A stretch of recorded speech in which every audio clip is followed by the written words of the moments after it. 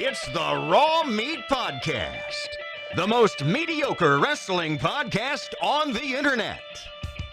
With the smart Greg Adams, the nature boy Jay Watley, and the hardcore icon Puff. It is the Raw Meat Podcast, and it is a show that right now should have been done weeks ago.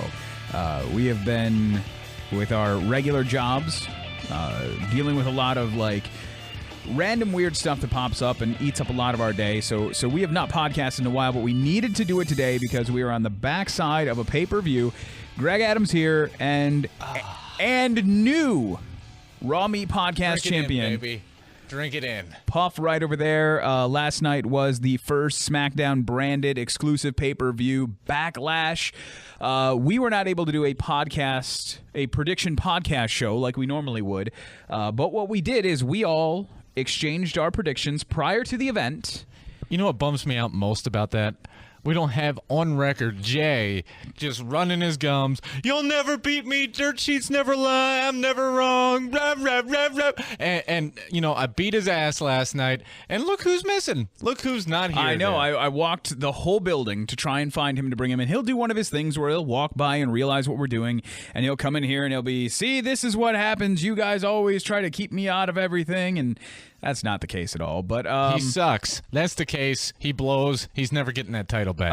We'll break down a couple of these matches. I'm going to go through how we all scored in just a second. But before, the reason I don't want to go through each one of these matches individually is we have to be really honest. Last night was average at best, maybe just above average to good for a pay-per-view. It was it was not a great pay-per-view. It was good, not great.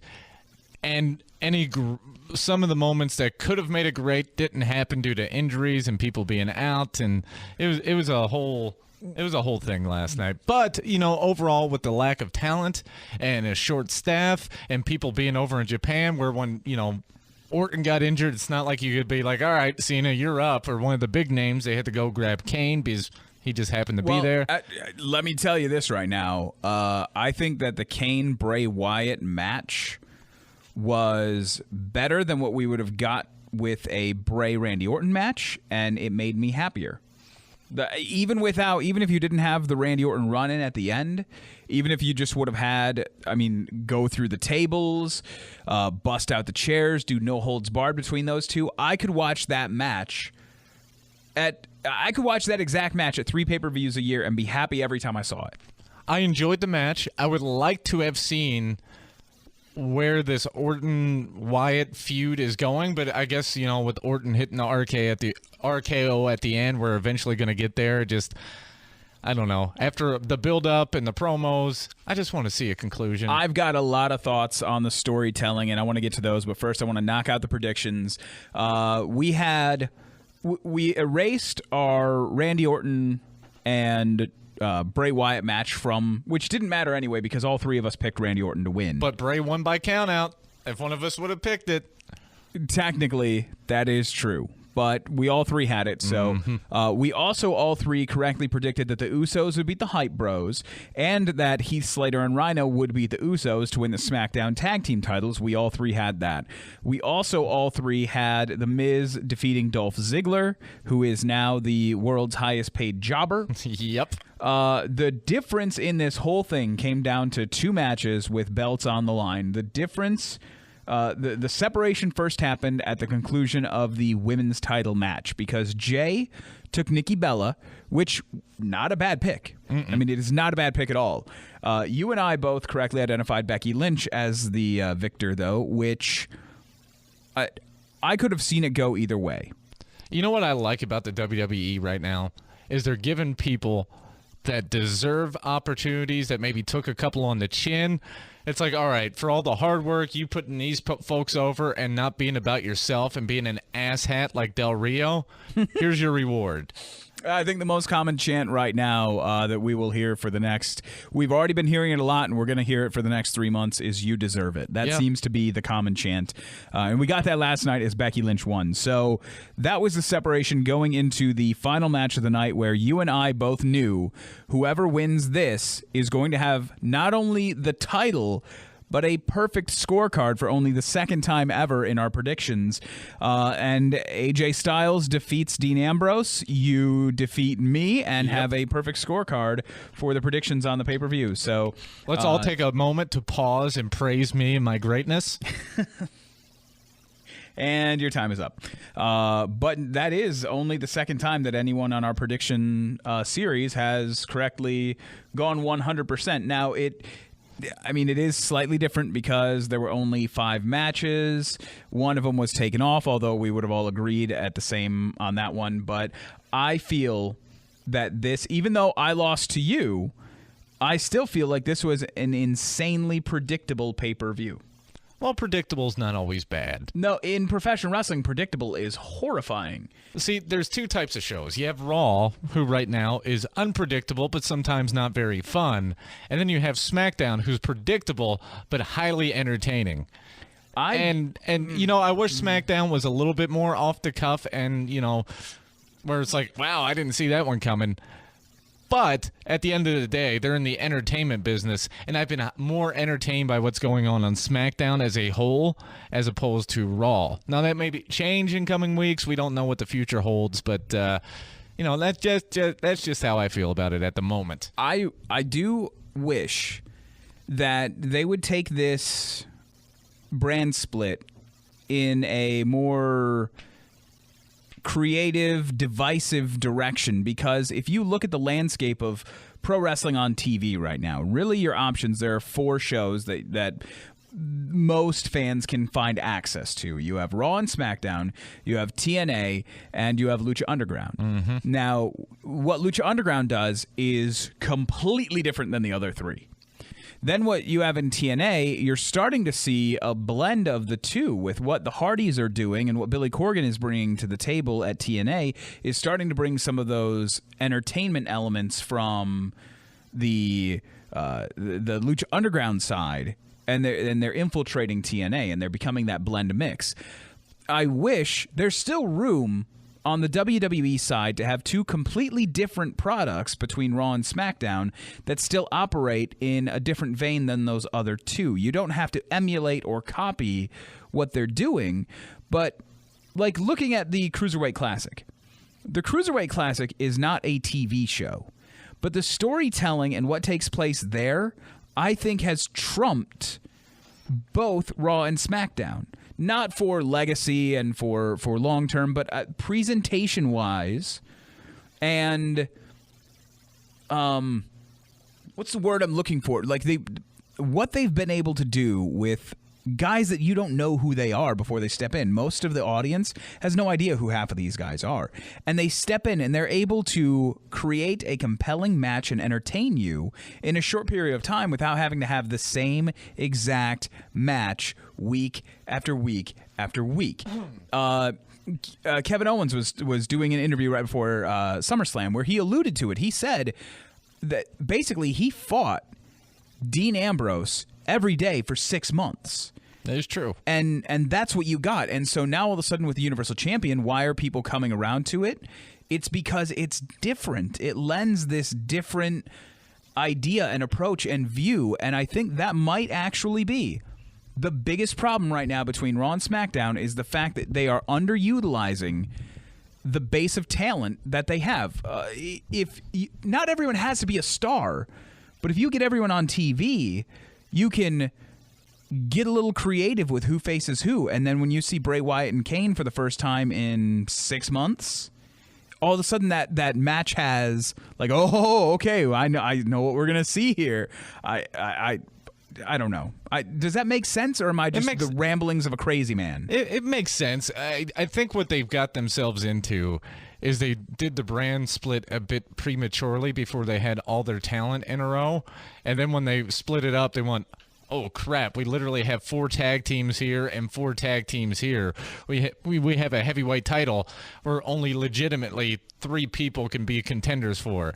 So I think now they're just trying to buy their time until Survivor Series, till the next round of NXT call-ups, where they can add some depth to their roster. And because, I mean, Bo Dallas isn't going to challenge for the heavyweight title, but they found the way to make him interesting. Right. Which they're doing a really good, like Braun Strowman, when he got drafted, we're like, what the hell are they going to do with him? They made him interesting. Yes. But so I think there's a little bit there, but I think once they split the rosters, like legitimately, and started moving forward, they went, oh, crap. I think there are 3 classifications of storylines that you could tell right now. And the way that you make this work is something that I've been preaching on, and I will continue to, because I preached on the brand split for a while, and it finally happened, so I'm going to keep preaching on this. They need to take those titles and create, like, 100% follow along at home divisions and power rankings with them. For SmackDown, you're not going to be able to do it that deep. You're going to have to do like 5 guys. And so you know what? If you're going to do 5 on SmackDown, do 5 on Raw. I don't even think they have 5 guys. For every belt, they don't have a Okay, deep enough. so what do you have? Do you have 2 belts, right? Let's see here. You got you have the Universal. championship, and on SmackDown. Then you have the top IC title. and the top title. So if you took 5 guys and 4 guys and the champ and put 4 guys in the row for each one of those, you could actually make compelling stories. Because you and I were talking about Bray Wyatt last night. We were chatting back and forth as the match was getting set, and you said you would be upset if Bray lost because Bray needs wins. And my question is, why does Bray need wins? Wins don't matter.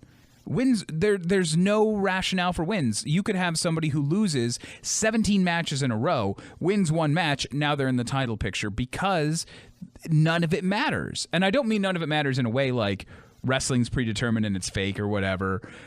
It doesn't matter in the story even, because they're just going to do whatever the hell they want. Well, at the end of the day, that's always the case. But they're smart enough to know, to a certain extent, that people don't take wrestlers seriously unless they at least put together a string of wins. I mean, none of us, after Dolph Ziggler has lost every match for God knows how long, we knew he was not going to win the Intercontinental Championship. He loses every match and then still gets in the championship match. Like, aren't there guys who may have more wins over the last 6 months? At least he won his way into the heavyweight title picture. He lost that. So, the IC belt is a drop down. Like, well, couldn't get the big belt. Let me shoot for this one. Now, if he gets another shot at, like, AJ at the next pay-per-view, then I'd be pissed about it. But... But they might have to start stretching that because they just have a lack of talent and they're underutilizing them. And that's why I think that there would be 3 definitive ways that you could go about this with your rosters. You could have the title shots and the power rankings, which automatically gives a story to each one of the people involved in that. If I'm number 2 and I lose to number 3, I'm now no longer the number 1 contender. I am now dropped down, and that person is the number 1 contender. If I'm 5 and I beat 3, now I catapult up, and now I'm closer to whatever belt it is. Well, they sort of have that on the ESPN power rankings, if you've checked those out, which follows pretty closely with where the storylines are. I don't know if WWE's feeding them information to make it more legit, or the writers at ESPN are just that smart and follow the product like Coach. I don't know how they do it, but, they're pretty close. WWE, since the brand split, has been taking from UFC. They've been taking elements of UFC and putting it in, whether it's the post-match interview or whether it's the way that they structure the talking smack shows and the ancillary shows around the main product. If they really want to take the one thing that would... The thing about UFC is that definitively this person beats that person, they're in line for a title. Not really. I know you don't follow MMA or UFC that closely, but like at the past, I think the heavyweight title shot was the champion versus like the 3rd ranked guy. Sometimes there's a 5th ranked guy that goes up against the champ. It's like boxing. It's nice, like, oh, he's the number 1 blah, blah, blah in the world, but none of it means anything in those universes either. It means enough to where you can't say that like Dolph Ziggler has lost almost every match for however long, and now he's all of a sudden going to be in the IC title race. Like when you play the video games, you know that you need to get to a certain point to challenge for a belt. You don't just get to run up for a belt. So I think that if they took an opportunity to break everybody out and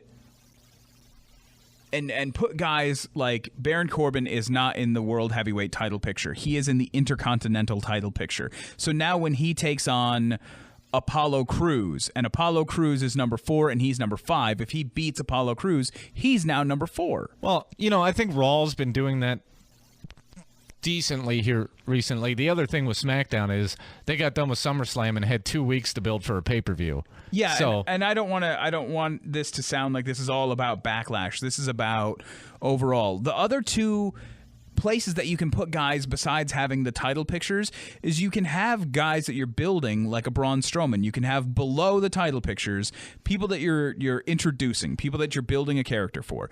Then you can have your legacy people. I don't think that Randy Orton or John Cena need to be in a title picture ever again. Well, I don't think Orton will. I still think they're setting up for Cena's 16th run with AJ, and that's the whole face that runs the place angle. Which I'm not sure how I feel about yet. I'm still trying to process it. I don't feel strongly about John Cena tying Ric Flair in any way, shape, or form. So I do not like this idea or approach. But you could have guys like Kane, too. Like, Kane's not going to be in a title picture in any way, but he can still show up, and he can still have a match. He could have a feud. He could be interesting for a period of time. And you can use those guys to leverage the guys that are below into a title picture. You can use a program between Braun Strowman and one of the legacy characters on that side. The Dudley Boys were great for this. They were the perfect I was about to example. say, that's what SmackDown's been, or not SmackDown, Raw's been doing a pretty good job at, which is building title pictures. Like, tonight, the main event is Roman Reigns versus Kevin Owens. If Roman wins, he's in the match. If not, well, buddy, you had your chance. So, I mean, the fact that they're actually, all right, you fight your way in, and if you don't, well, then you go back to either going Rusev feud whenever he gets back, or you find something else to do, but you're not here. Which that gives credibility to that match. That match has a purpose tonight. There are a lot of matches that are going to take place on all these shows that have zero purpose, and they're going to be the same one, like Kevin Owens was saying. It's the same match over and over and over. And when you have a guy like Dean Ambrose with a limited moveset, you're going to see literally the same match between two guys with the same moves every week for 8 to 12 weeks, depending on how many times they're going to fight at pay-per-views. It's mind-numbing. And you have a big enough roster with Raw, and they're utilizing local talent too. But you could take some of those guys and you could split them up. Not everyone has to be a star, but like Sin Cara last week. Sin Cara is a noteworthy person who can be put into any match against any person. And die, like he did with Braun Strowman. But what it does is it keeps Braun Strowman from having to fight the same guy over and over again. And think about back in the day when we were kids and you wouldn't tune in to see WWE superstars and it was going to be Hulk Hogan and Macho Man at all, ever on TV. Until you got to the pay-per-view, and then it was this massive event because these two guys who have been bumping their gums are finally going to lock up. And now, even those big matches, even a Kevin Owens-Seth Rollins match, we're probably going to see before the pay-per-view. But we should wait until the pay-per-view to see it. That's how, like, watching the same match over and over again, the best of 7 series between... But at least that's Cesaro for a and title Sheamus. shot. Like, even with that, man, that one hurts me because it's like you're drawing attention to the fact that you are making these guys fight 7 times in a row. Well, it's not the first time they've done it. They did it with Chris Benoit and Booker T, if I remember I don't know if correctly. we're allowed to mention his name. Can we mention his name? We can here. By the way, new movie in the works. Yeah. Cross-faced. I did see that. Those are my complaints right now, and they are not as bad as they were 3 months ago. 3 months ago, I was coming to this podcast every week thinking, like, I am that guy on the internet who's just complaining about everything and still watching it. I feel like they are actually moving in a direction to where if you are a fan now, I mean, hell, we just said it this morning. 5 years ago, if I would have told you that Kevin Steen and AJ Styles would hold the 2 biggest titles in WWE in 5 years, you would have looked at me like I was insane. And slapped the hell out of you. But that's what we wake up to today, is that AJ Styles and Kevin Steen / Kevin Owens hold the 2 biggest prizes in the WWE universe. Not to mention that sometime in the next 2 months, Samoa Joe and or Nakamura will both be in the mix somewhere.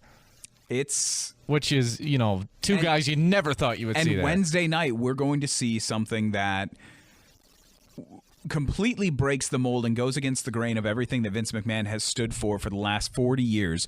Wednesday night, you have the culmination of a Cruiserweight Classic that's been going all summer long with unsigned guys, not WWE talent, competing on a WWE-branded platform shown to a WWE audience. That is one of the most ludicrous things that I think Vince McMahon has ever done, and it's perfect. Well, the craziest part is these guys are under contract, but it's not the old school, you only work for me contracts nowadays. It's, all right, you get paid per appearance. You can go work the indies. You can sell your shirts on Pro Wrestling Tees, which would have never, ever happened in any... I mean, look at Johnny Gargano and Ciampa and some of the other NXT guys. They have those deals.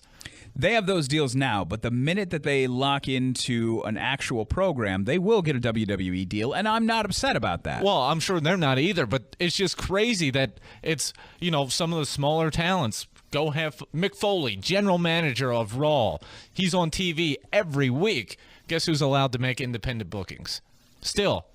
I mean, you would have never saw any of this 10 years ago. And there are limitations to what they can do, but you're right. The door is open now, and it has changed. But just the idea that one of the most followed pro wrestling programs over the summer has been the Cruiserweight Classic. And now you're going to take those guys into Raw. Man, they really, really should have rethought that. That Cruiserweight division, that Cruiserweight program, that whole thing should be SmackDown. SmackDown would be in such a better place, talent-wise and programming-wise, if they brought that Cruiserweight title into the picture. Well, then you have, if you have 2 or 3 matches of that a night, then you don't get to work your women and tag teams and stuff. So you need one. You need one of each of those every night, and I mean, we already know that we don't need to see the same matches over and over again. We don't need AJ Styles, Dean Ambrose matches over and over. We don't need AJ Styles and Dolph Ziggler matches over and over.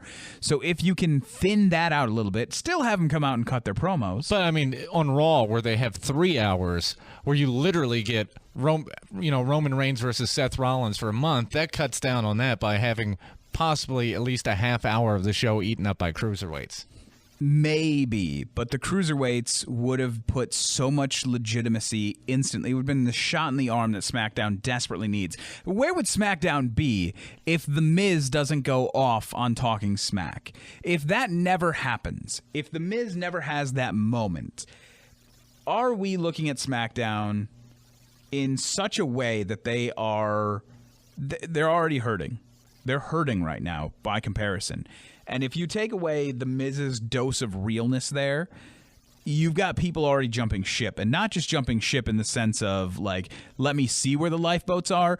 The thing is on fire, and we're just diving into the ocean at this point. Well, the good thing is, because they are so limited, the performers are getting more creative control to create a story and do what they do best, which I think we probably would have never seen AJ Styles or the Club or any of those guys do what they did without the limited basis of the rosters, which is awesome.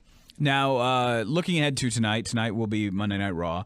There are a couple of things that people have pointed out that we need to be watching for. I know you're excited about Bo Dallas. I just don't see how you get arrested, you get in trouble, which is normally like they bury you, and all of a sudden he's getting a push. Maybe I need around this building to just get completely hammered and start singing The Lion King. Arrest me, baby. I need a payday. Well, there's that tonight, which will be interesting. I am very interested to see if we are going to see any acknowledgement of what happens on SmackDown, what happened last night at Backlash, from the Raw teams, because breaking character last night, Charlotte shared a personal congratulations to Becky Lynch. So do we have anybody actually mention any congratulations towards Becky Lynch? And also, what do the Good Doctors have to say about their club leader, AJ Styles, having the big title on the other program? If it's anything like Twitter, they're going to be all over it. That's what I am more interested to see than I think anything else tonight. I think tonight is a limp-along show. I don't think we're going to see anything impressive or important, which are the shows that I absolutely despise, because you have the ability to do something big. You have 52 options, 52 chances to do something big. Well, they are building to a pay-per-view. I know, which is why you should be doing something big now to set something in for next week, which makes us all interested for the go-home show, and then you lay something in that's really going to cement that pay-per-view. But this is a limp-along show. The first 3 weeks after a pay-per-view, clean up the mess. 2 limp-alongs, 1 setup, and then pay-per-view, and then 1 cleanup, 2 limp-alongs, 1 setup, pay-per-view. I think you're being a little overcritical, but that's you. You're kind of a dick. Yeah, that is true. But we'll see what happens tonight. If anything major happens, we will be back with another podcast tomorrow. Otherwise, we are going to be getting our predictions set. We're hopefully going to know what the card is for Night of Champions, have a clearer picture of it after tonight. Clash of Champions. Sorry. Dusty Rhodes would slap the hell out of you right now. Yeah, and I would fight back with him and argue that we need war games. I don't think anybody would argue that. Apparently, according to some of the dirt sheets, just getting off track is, they're starting to resurrect some of the WCW gimmicks and names and whatnot. That's on the list of options. Whether it's a serious option or if, someone in the writer's room kind of tossed that out, I don't know. But here are the 2 things that I want. 3. I want 3 things, pay-per-view wise. I want War Games back. Can't argue with that. I want Halloween Havoc back. Can't argue with that. And I would like to see them do I want an ECW one back, since they own ECW. I don't know which one I would pick right now. Well, it would have to be One Night Stand. No. I want them to. What I want them to do is lift an ECW name and make it full of TLC type hardcore matches. No holds barred matches. Well, instead of TLC, you could have December to Dismember. That's what I would like. That's either that, or you give me a Living Dangerously or a Barely Legal. I don't care which one. I don't think you're going to get a Barely Legal in this day and age, but I like where your head's at. Give me Living Dangerously. Just take the title, take the name, make it a WWE pay-per-view, but then give us some no holds barred, no count out, submission matches, Iron Man matches. Give me just gimmick matches all night long with an ECW title. That's all I want. All right, I'm all right. Since we're on the subject of ECW and are about to wrap up, happy birthday to the one and only Paulie Dangerously, Paul Heyman. What? It's Paul Heyman's birthday? Well, yesterday, but okay. Well, even then, yeah. Why didn't I know? We should have sent an edible arrangement. Man, I feel bad. Happy birthday, Paulie. Don't worry. He comforts himself at night with wads and wads of cash. Yeah, I know. He really doesn't care about anything else. Anyways, congratulations again to you. You have the belt. Perfect prediction last night on Backlash. So we'll get ready for Clash of Champions. Prepare to never touch that title again. All right, here we go. We're going to start the garbage talk already. It is the Raw Meat Podcast. You can find us on Twitter, on Facebook, and whatever parts of the internet we are getting ourselves into. I don't know. Ladies, slide up on in our DMs. They are always open. No, just that, guys. All right, that's it. We're done. It's the Raw Meat Podcast. Make it picks.